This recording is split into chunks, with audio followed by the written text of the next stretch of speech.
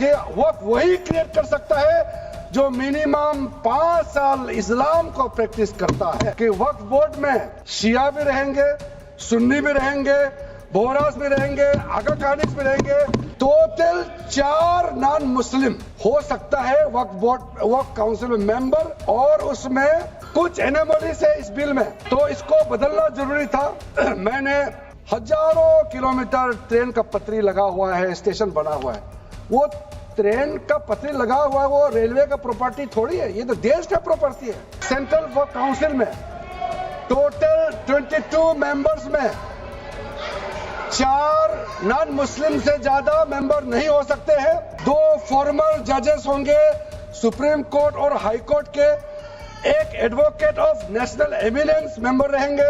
Defence का पास जो भी ले रहे, जहां ट्रेनिंग करता है, जहां वो रहता है, या बॉर्डर एरिया में जितना डिफेंस लैंड है वो देश का रक्षा के लिए है, उसको आप कैसे हुआ ना। हम अच्छे सोच के साथ में आज इस सदन में फिर से आए हैं।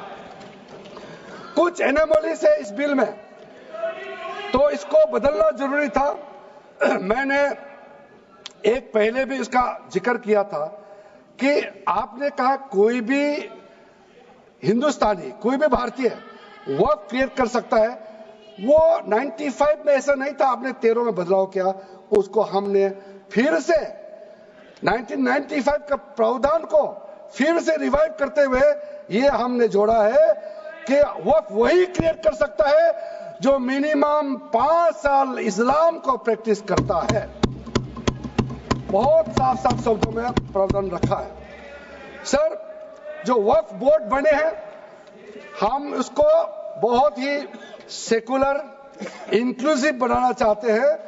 आपका पुराना प्रावधान को हटा करके अब हमने कहा है कि वक्फ बोर्ड में शिया भी रहेंगे, सुन्नी भी रहेंगे, बोहरास भी रहेंगे, आगा कानिक्स भी रहेंगे, मुसलमानों में जो बैकवर्ड है, पिछड़े लोग हैं, वो भी रहेंगे, और साथ साथ में महिला भी रहेंगे, और एक्सपर्ट नॉन मुस्लिम भी रहने का प्रावधान रखा गया है। सब स्वागत करना चाहिए, इसको किसी को आपत्ति होने का कोई जरूरत नहीं है। उसके बाद सर, मैं थोड़ा सा इसको विस्तार करके बताना चाहता हूं। मेरा ही खुद का एग्जांपल मैं देता हूं। मान लो मैं मुस्लिम नहीं हूं, लेकिन मैं माइनॉरिटी अफेयर्स मिनिस्टर हूं, तो मैं सेंट्रल वक्फ काउंसिल का चेयरमैन होता है। तो मेरे होने के बावजूद उसके बाद टोटल 4 नॉन मुस्लिम हो सकता है वक्फ काउंसिल में मेंबर, और उसमें मैक्सिमम 4 नॉन मुस्लिम के साथ साथ में 2 महिला कंपलसरी है। 2 महिला होना ही चाहिए सर। उसके बाद सर, स्टेट अभी आप पूरा वक्फ बोर्ड देख लीजिए, महिला कहाँ है? महिला को दिन रखा ही नहीं है, वो सिर्फ बातें करते हैं। सर 22 सर, मैं स्पेसिफिक बताना चाहता हूं। सेंट्रल वक्फ काउंसिल में टोटल 22 मेंबर्स में 4 नॉन मुस्लिम से ज्यादा मेंबर नहीं हो सकते हैं। एक्स ऑफिशियो का पद को मिला करके 3 मेंबर ऑफ पार्लियामेंट होगा।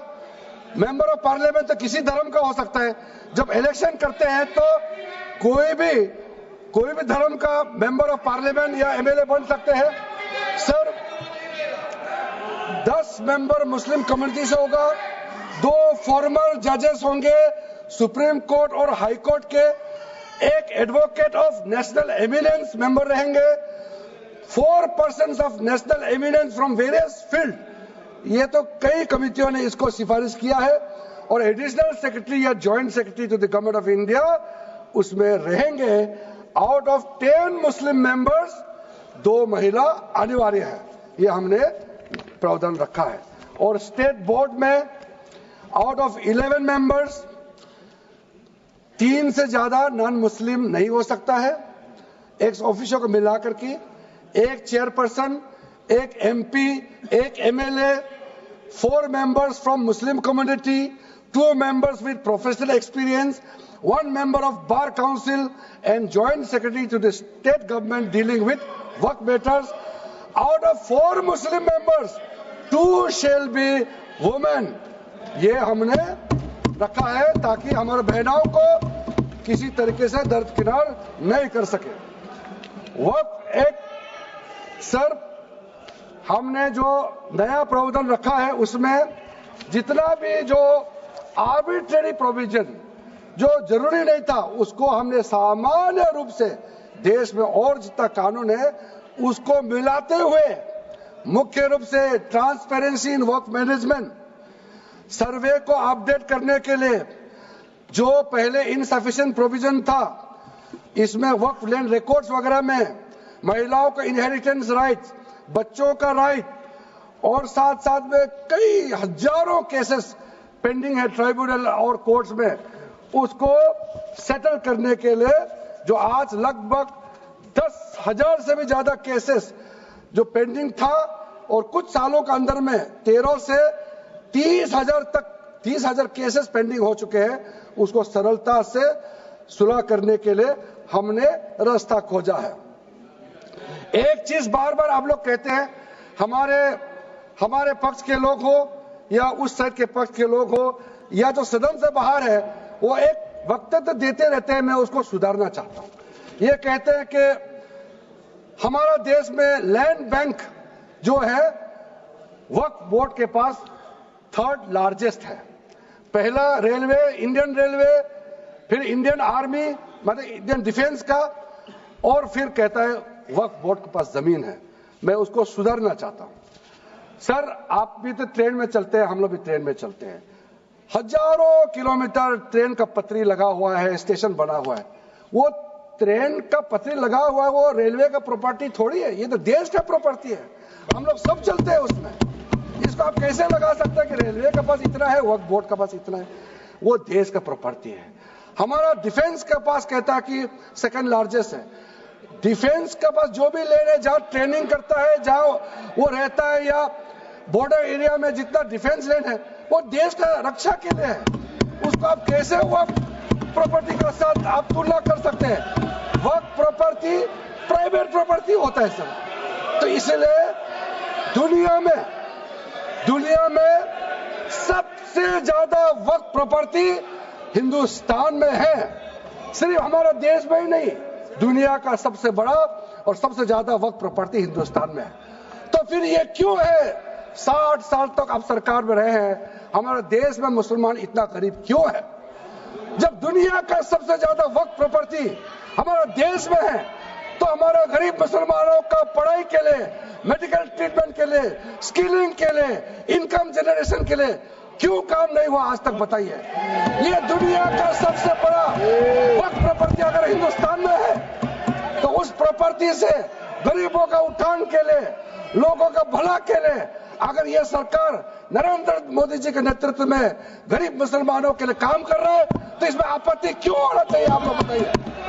इसलिए सर, इसको धर्म जाति से बाहर उतर करके सबको सीधा अपना दिल से पूछ करके आप सोच के देखिए कि आप जो लोग आज इस बिल को विरोध कर रहे हैं, आज 1 साल 2 साल नहीं, सदियों तक हमारा देश उसको याद रखेगा कौन इस बिल को समर्थन कर रहा है, कौन इस बिल को विरोध कर रहा है। आज चंद वोट के लिए, सत्ता के लिए हमारे मुसलमानों को आपने 70 साल से ज्यादा वोट बैंक बना करके गुमराह किया है। कितना और गुमराह करना चाहते हैं? अब हमारा देश में वोट बैंक का राजनीति नहीं चलेगा। इसलिए मैं कहना चाहता हूं, जब हमारा देश में इतना वक्फ प्रॉपर्टी है, तो इसको हम बेकार में पड़ा रहने नहीं दिया जा सकता है। गरीब मुसलमानों के लिए, आम मुसलमानों के लिए इस्तेमाल करना ही पड़ेगा। उसके लिए आज के ये वक्फ संशोधन बिल जरूरत है। अध्यक्ष महोदय जी, हमारे अपने वामसी पोर्टल में, हमारे मंत्रालय के वामसी पोर्टल में हमने रिकॉर्ड देखा है। सचर कमेटी जो आपने बनाया है 2006 में, उन्होंने भी ये बारे में काफी डिटेल में जिक्र किया हुआ है। सर, 2006 में 4.9 लाख वक्फ प्रॉपर्टी था और उसका इनकम कितना था? मैं बता दूं आंकड़ा सर, आप कहेंगे 4.9 लाख वक्त प्रॉपर्टी में टोटल इनकम था 163 करोड़। कौन खाते थे? 163 करोड़। और आपने 2013 में बदलाव करने के बाद आज इनकम कितना बढ़ा है वो भी मैं बता देता हूं। हो गया 166 करोड़। 3 करोड़ बढ़ा है। कैसे मंजूर कर सकता है हम लोग इस महान सदन में बैठ करके? अगर इतना 10 सालों के बाद भी दुनिया का सबसे ज्यादा प्रॉपर्टी का टोटल इनकम जनरेशन 3 करोड़ बढ़ता है तो ये हम कभी मंजूर नहीं कर सकते अध्यक्ष महोदय। इसलिए उस समय कहा गया था, मैं अभी का नहीं बता रहा हूं, सचर कमेटी समय में भी कहा गया है कि अगर थोड़ा सा एफिशिएंटली मैनेज करता तो 12,000 करोड़ पर ईयर तो उसी समय जनरेट हो जाना चाहिए था नॉर्मल मार्केट रेट से।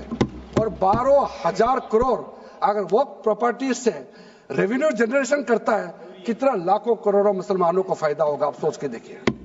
इसलिए सर आप लोग भी, मैं अनुरोध करता हूं कि आप लोग भी वक्त के बारे में जानना है तो हमारा वामसी पोर्टल को क्लिक करके आप लोग देखिए। सर आज वो 4.9 लाख से बढ़ करके टोटल वक्त प्रॉपर्टी बन गया है 8.72 लाख। हमारा देश में वक्त प्रॉपर्टी बन गया है।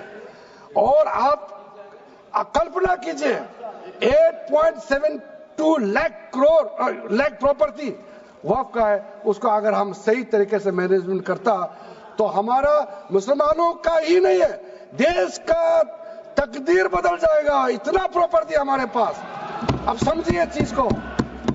सर मैंने अभी कई राज्यों का दौरा किया अध्यक्ष महोदय, मैंने कई राज्यों का दौरा किया।